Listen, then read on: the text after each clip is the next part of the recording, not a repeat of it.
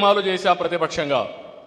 మేము ఉద్యమాలు చేసింది డ్రగ్స్ వస్తున్నాయి, రాష్ట్రం ఒక కేంద్రంగా మారిపోయింది, ఏజెన్సీ ఏరియా చూస్తే గంజాయి పంట పండిస్తున్నారు. ఇది మామూలు పంటగా తయారు చేసుకుని రాష్ట్రాన్ని దేశాన్ని నాశనం చేస్తున్నారు. విశాఖపట్నం కేంద్రంగా చేసుకుని ఒక మంచి ప్రాంతాన్ని దెబ్బతీస్తున్నారు. ఆంధ్ర బ్రాండ్ పోతా ఉందని చాలాసార్లు చెప్పాను. నేను ఆ విధంగా పోరాడితే కడాన ఒక్క సమీక్ష పెట్టలేదు ఆనాటి ముఖ్యమంత్రి. Flash back. ఎవరు అవునన్నా కాదన్నా కూడా ఈరోజు గంజాయి అనేది రాష్ట్రం మొత్తం కాదు దేశానికి కూడా వైజాగ్ నుంచి వెళ్తుంది అనేది ఇట్స్ ఏ ఓపెన్ సీక్రెట్.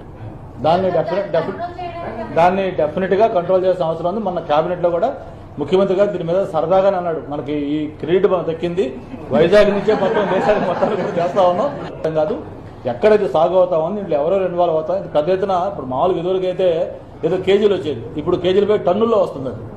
మొత్తం ఎక్కడికెక్కడికి మొత్తం ఏ రోజు చూసినా రైల్వే దీంట్లో పట్టుకున్నా ముద్దాడు పట్టుకున్నా కొన్ని వందల కేజీలు లేకపోతే టన్నుల లెక్కన గంజాయి వస్తా ఉంది.